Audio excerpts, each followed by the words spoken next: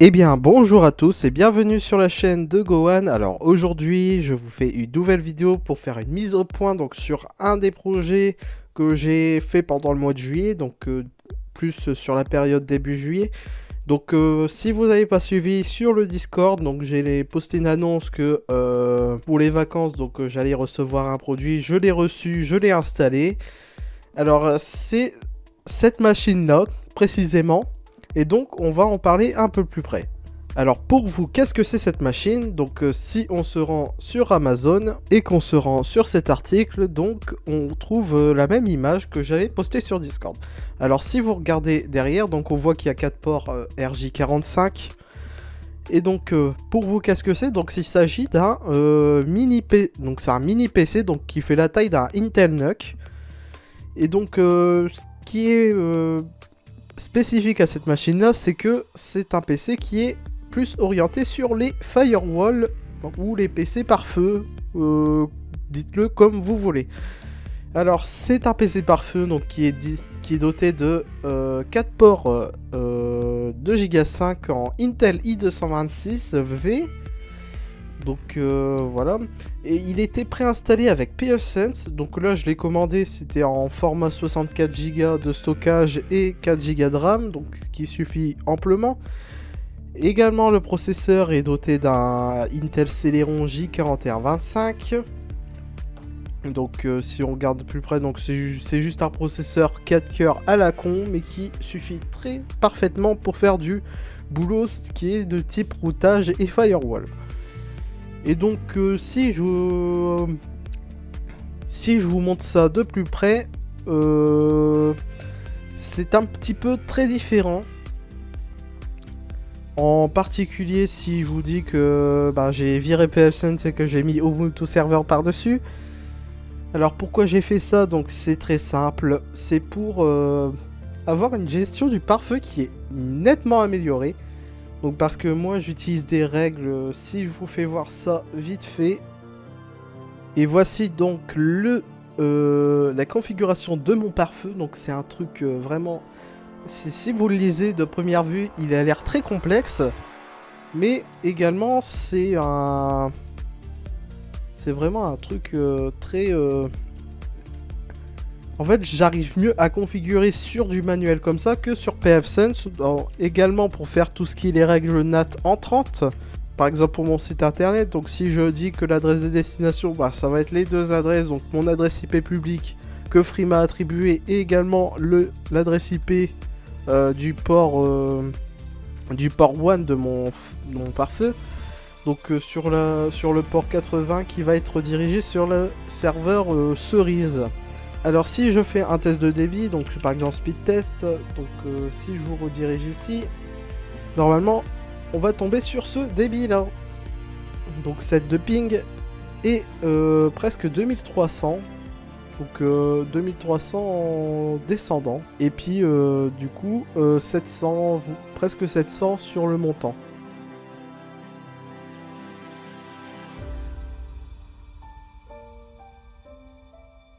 Et je vais envoyer donc mon fichier, je vais le déplacer. S'il me prend bien mon truc, je vais déplacer dans mon dossier test. Donc CTRL V. Et vous allez voir le débit. Donc on est sur du 260, même presque 280 en pointe. Et donc ça veut dire que mon serveur aussi... Également, mon serveur Cerise a passé le 2 Go 5 désormais. Et tout ça dans les deux sens. C'est-à-dire que je récupère le fichier vers chez moi. Vous voyez 280 M au seconde. Donc on est quand même sur du très très haut. Et donc ça c'est juste un petit point sur le routeur. Donc à la fois je fais du VPN dessus avec WireGuard. Mais bon, après ça, je vais pas expliquer d'autant plus. Parce que sinon, ça va allonger la vidéo pour rien. Et donc, c'était juste pour faire le point sur le routeur comme ça. Et donc, je peux vous le montrer. On va passer en caméra. Et puis, je vais vous montrer un peu comment le réseau a été évolué. Et quelques évolutions qui ont été effectuées. Alors voici précisément le pack de serveurs. Donc ici, si je vous montre, on a Cerise qui est là, Kiwi qui est en dessous, et c'est lui le routeur donc, que j'ai fait l'acquisition. Et donc j'utilise 4 ports RJ45, donc un pour mon point d'accès Wi-Fi, un qui va direct à mon PC. Ici c'est pour aller vers ma Freebox, et ici c'est pour aller vers les serveurs. Et donc après c'est un système de bridge qui se fait au niveau de celui-là pour alimenter l'autre serveur. Bref. Et donc ce câble là, donc c'est du catégorie 7. Et du coup ça passe ici. Donc j'ai installé un port, donc une prise RJ45 ici. Donc je vais vous mettre une photo de l'autre côté d'où elle est. Et donc bah voilà, donc ça c'est du serveur. Donc ici on a donc un FX 6300 avec 8 Go de RAM, 2 disques durs d'1 Tera qui sont regroupés pour faire 2 Tera, un disque dur de 500 Go et un autre disque dur de 500 Go. Et donc c'est lui qui fait tourner en particulier tous les services essentiels. Donc mon site internet, mon serveur mail, le tout en fait. Lui derrière il sert pour faire de la sauvegarde. Donc Kiwi, donc en gros il y a une tâche qui se fait sur Cerise toutes les nuits, donc qui va être de faire une sauvegarde vers ce serveur là. Donc et en particulier aussi un duplicata en distanciel. Et du coup ce serveur là, donc cette machine là qui est je lui ai donné un nom pour continuer dans le délire des noms de fruits. Donc c'est Litchi, donc je lui ai donné ce nom là. Et donc bah Celeron J4125, 4 Go de RAM, et le disque, j'ai remplacé le SSD parce que le SSD est tombé en panne particulièrement. Et donc je lui ai récupéré un disque dur de 160 Go, donc un Hitachi à la con, qui suffit amplement pour ce qu'il fait. En consommation électrique, donc là sur l'heure actuelle on est à 115 watts, 118, allez, presque 116 en moyenne. Donc c'est plutôt acceptable pour des machines qui tournent H24. À vrai dire, bon, le kilowattheure je le compte pas vraiment, ce n'est pas très important pour moi. Mais en gros, j'ai de la perte aussi à ce niveau-là, donc avec mon onduleur qui recharge ses batteries à chaque fois. Bref, du coup ça c'était la partie serveur. Et puis voilà. Et donc on va repasser sur non. Et donc je vais vous montrer vite fait comment c'est fait de l'autre côté, donc au niveau de l'autre bout de cette prise. Et on va voir ça. Et donc voici d'où le câble ressort. Donc c'est sur cette prise là que mon câble revient. Et donc ce câble va directement sur le port 2 Go 5 de la Freebox. Donc Freebox Pop, donc c'est une Freebox Pop avec la fibre. Et donc voilà, 5 gigabits et 700 mégabits en montant. Donc on va pas faire plus de détails commerciaux dessus. Vous connaissez bien le matériel. Et donc c'est juste comme ça en fait. C'est en gros la Freebox c'est un réseau. La Freebox c'est un réseau qui tourne à part de tout mon ensemble en fait. Donc la Freebox, elle va essentiellement s'occuper pour obtenir la connexion internet surtout. Mais après c'est une DMZ donc qui est envoyée vers mon pare-feu. Et puis après c'est à moi de tout gérer. Et donc voilà comment ça se représente un peu. Donc c'est juste dans le salon comme ça. Et puis voilà. Je vais vous montrer directement comment j'ai fait passer mon câble. Et surtout comment il passe. Premièrement, quand on démarre de ma prise, donc je le passe ici, donc ça traverse le placo de la hotte pour rejoindre des conduits de cheminée directement. Et du coup, simplement, on rattrape donc le conduit de cheminée ici. Donc je sors avec une gaine, je le passe ici. Donc on voit bien mon câble passer comme ça. Et du coup, il remonte ici pour aller dans l'autre partie, donc qui est derrière ce mur-là. Donc c'est un autre comble également. Et du coup, de l'autre côté du mur, donc on passe ici. Donc c'est la gaine blanche qui colle parfaitement au toit, qui est là. Elle continue jusque là-bas. Et donc au bout d'un certain temps, donc au niveau où il y a la boîte, en fait il y a un petit virage.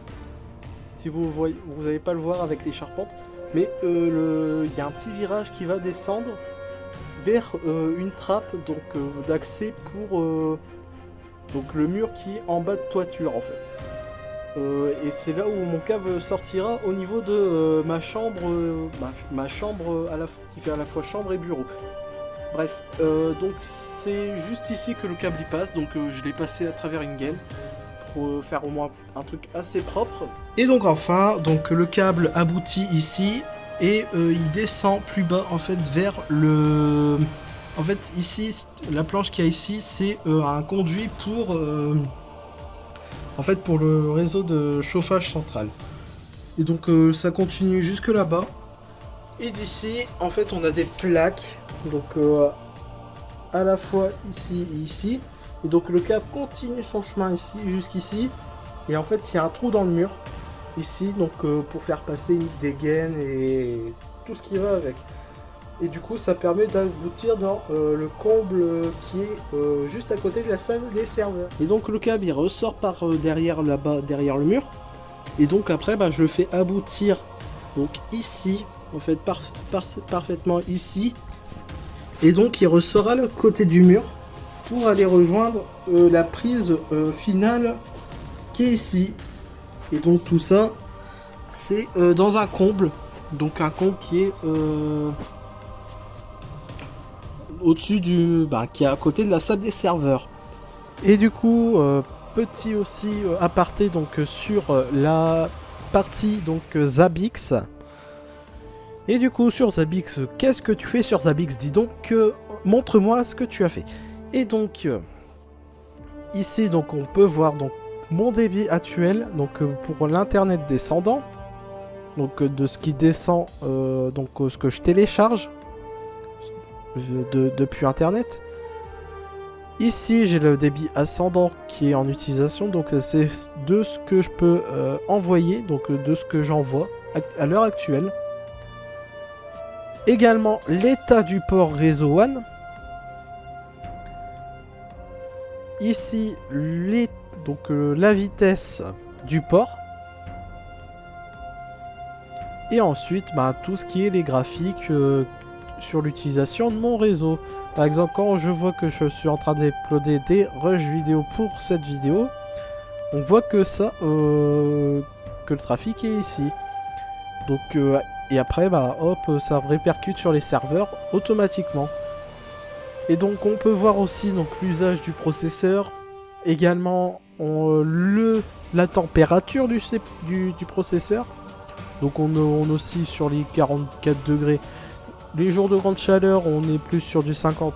Mais là, on voit que c'est sur une machine passive. Surtout, c'est assez correct. Et donc on voit que par exemple sur un test de débit, donc j'étais qu'à 12% du processeur. C'est nettement très bien, et on voit très bien ici que je monte à 2,5 Go ici. Et aussi on voit sur une autre page, donc sur un autre tableau de bord aussi le statut de chaque machine. Donc là c'est un peu un résumé avec toutes les machines que j'ai sur mon instance. Donc qu'il en soit mon VPS de OVH et mes 3 machines que j'ai chez moi. Ainsi que les problèmes qui sont en cours. Donc là il y a tout est au vert. Il n'y a aucun problème ici. Donc on peut même voir les graphes. En tout cas on peut voir les graphes de la machine. Donc par exemple là sur mon serveur cerise, donc les espaces stockage utilisés, les IO des disques. Et puis l'usage du processeur et de la RAM. Et en gros c'est du duplicata pour pour chaque chose. Et donc pareil aussi pour le routeur, mais sauf que ça a été réadapté et c'est un petit peu plus minimaliste. Et du coup j'ai rien d'autre à dire sur mon réseau de plus. Et donc À vrai dire, c'est un réseau qui tient vraiment très bien le coup. Donc il tient très bien le 2 Go 5 sans problème. Et surtout avec toute l'infrastructure que j'ai mis en place derrière. Et donc j'ai plus rien à dire. Donc n'hésitez pas à vous abonner à la chaîne pour suivre plus d'aventures dans l'administration réseau. Et donc je vous dis à la prochaine. Portez-vous bien. Ciao tout le monde.